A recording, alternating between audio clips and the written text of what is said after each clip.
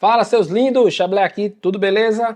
Ontem, dia 29 de março de 2023, como já cantavam os rumores, foi lançado a Sony ZV-E1, uma monstrinha que trouxe especificações da grande A7S III num formato reduzido, com corpo mais leve e por quase metade do valor. Como o site Alpha Rumors já tinha cantado a pedra, realmente a Sony trouxe a ZV-E1 e apresentou especificações que realmente surpreenderam o mercado, que possivelmente serão difíceis de ser batidas em 2023. Eu fico imaginando uma hora dessa, a concorrência deve estar doida. Não, brincadeira. A bem da verdade é que ela trouxe especificações que nós já esperávamos que viessem, que são herdadas da Sony Alpha 7S III, que também estão presentes na FX30 e na A7 IV, e também na recém-lançada A7R5. Ou seja, o que a Sony empregou nessa nova câmera foram, na verdade, especificações de vídeo que a Sony já tem preparado para sua linha nova de câmeras já desde o lançamento da Alpha 7S III. Muita gente esperava que essas especificações tivessem vindo na A7C. Não aconteceu e acabou causando muita decepção na época do seu lançamento. A ZV-E10, quando chegou ao mercado, causou um grande impacto por ser uma câmera que entrega bastante qualidade de vídeo em um formato muito reduzido e por um preço muito acessível. Uma câmera que custa $699 com especificações de A6600 ou até mesmo de A7C ou A7 III. Claro, dadas as suas proporções de limitações, enfim. A ZV-E1 não é diferente. Ela trouxe especificações fantásticas que vão atender com certeza a maioria dos videomakers e produtoras de pequeno porte, principalmente quem trabalha com eventos como casamentos, mas ela não é uma câmera perfeita e obviamente que a Sony não iria colocar dentro deste pacote o suprassumo da sua tecnologia para vender por um valor tão baixo. Vamos às especificações. Um sensor full frame de 12.9 megapixels herdado da linha 7S, que traz consigo uma faixa de ISO muito alta, indo de 80 até 409.000, com a possibilidade de configurar e utilizar o ISO flexível, assim como é possível nas câmeras de cinema. A Sony não economizou nas cores e não só incluiu todos os logs que já estamos acostumados, mas também deixou que essa câmera trouxesse um processador que entrega 10 bits de profundidade de cor com RGB 422, resolução máxima de até 4K em 60 fps e uma promessa da Sony de que ela vai chegar até 120 fps no 4K com possíveis atualizações do firmware. Ela herdou o corpo da A7C, então visualmente ela é muito parecida com a A7C, um pouco menor, ela também é um pouco mais leve, pesa apenas 483 gramas já com a bateria e o cartão inclusos. A bateria FZ100 veio junto, então a gente tem a garantia aí de uma otimização na utilização da bateria com essa câmera. A Sony eliminou de vez o viewfinder eletrônico e também a roda de modos. O display é exatamente o mesmo da Sony FX30 de 3 polegadas, com mais de 1 milhão de pontos de resolução e claro com a função Touch não só para ativação do foco, mas também para o uso dos menus.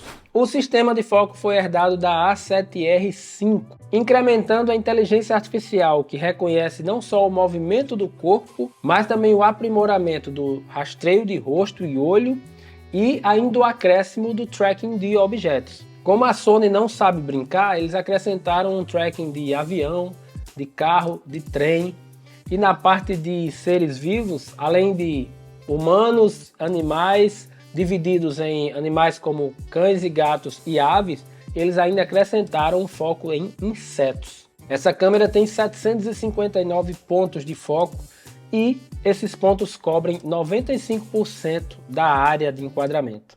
Para mim, a grande inovação que essa câmera traz é um sistema que com certeza vai facilitar muito a vida de pequenos produtores, principalmente quem só tem uma câmera como base para os seus trabalhos. É um sistema que a Sony batizou de Auto Framing. O que significa isso? Que a sua câmera ela vai criar um subquadro dentro do quadro, fazendo com que a câmera rastreie a pessoa que está naquele quadro e acompanhe o movimento, Digamos que você esteja fazendo um vídeo com uma lente muito aberta, uma 15mm, 14mm, por exemplo. Você está pegando aqui a minha cena, o meu quadro todo. E nesse quadro a pessoa se distancia e vai caminhar na cena para mostrar objetos, por exemplo. A câmera vai aproximar o frame e criar uma nova câmera dentro deste frame.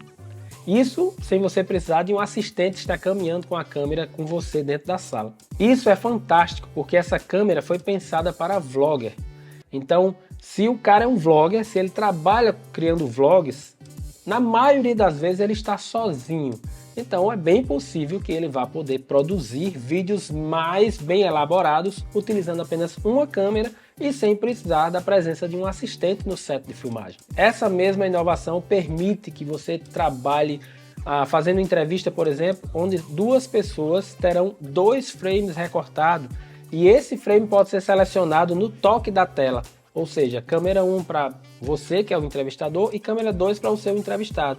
E com o toque na tela vai ser possível selecionar qual dos dois vai estar enquadrado dentro daquele auto frame. Isso, sem dúvida nenhuma, é a maior inovação já lançada nesses últimos tempos em todos os lançamentos de câmeras de todos os fabricantes. Nenhuma câmera pensou nesse tipo de tecnologia que vai facilitar demais a produção, principalmente de quem trabalha sozinho. A estabilização ficou por conta do sistema eletrônico de estabilização igual ao da ZV-E10, que funciona muito bem, mas promove um corte bem significativo na sua imagem. Não tem IBIS, ou seja, esqueça o In-Body Image Stabilization. O sistema Active Dynamic oferece um crop de 30% da imagem, ou seja, pode ser que a sua imagem fique menor do que se você estivesse filmando com um sensor Super 35, por exemplo, um sensor APS-C. Ela vai se igualar ali a um sensor micro 4/3. É um crop muito significativo para o benefício de ter uma estabilização realmente eficiente. Na questão da fotografia, pode esquecer, essa câmera realmente não é indicada para fotógrafos.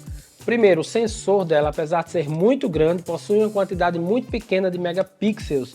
Então, para quem trabalha com ampliações ou depois precisa reenquadrar alguma imagem, você já descarta a possibilidade de ter imagens aí com apenas 12 megapixels. Imagine, por exemplo, se você utilizar aquele cropzinho que às vezes a gente promove para ter um pouco mais de zoom, a sua imagem vai sair de 12 para 6 megapixels. O que é que você consegue fazer depois na pós-produção com uma imagem de 6 megapixels? Fica bem complicado trabalhar, né?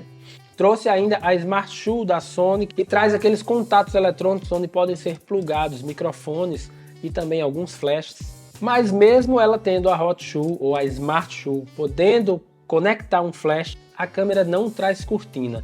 Então isso gera algumas limitações para a utilização do flash. Bom, de fato a Sony acertou muito nesse lançamento, trouxe especificações de vídeo que com certeza agrada todo o mercado de produtores audiovisuais, principalmente os de baixos valores de produção, aqueles que são produtores independentes e que atendem clientes principalmente de redes sociais. Na minha opinião, eu acho que ela poderia ter vindo um pouco mais barata. Essa câmera, com tudo isso que oferece, valeria um preço alto, sim, mas como a ideia da Sony não é brigar com o seu próprio mercado, então não vai prejudicar as vendas da A7 IV, da FX30 ou FX3 e também da A7S III, então eu acho que ela poderia ter vindo com um valor mais acessível para o público de vlog. Já que a ZV-E10 custa R$ 699, ela poderia ter vindo, por exemplo, por R$ 1.299 ou por R$ 1.399.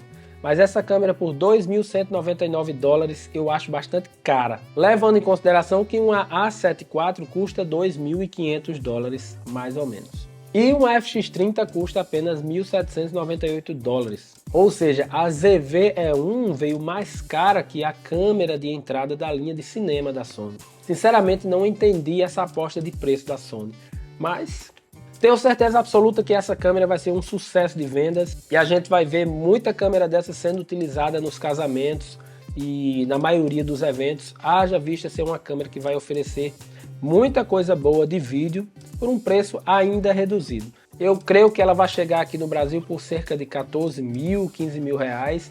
Eu acho que vai ficar nessa média de preço aí. Vamos aguardar para ver nos próximos dias. É isso. Se você gostou desse vídeo, deixa o seu like. Não esquece de deixar um comentário sobre o que você achou desse novo lançamento da Sony.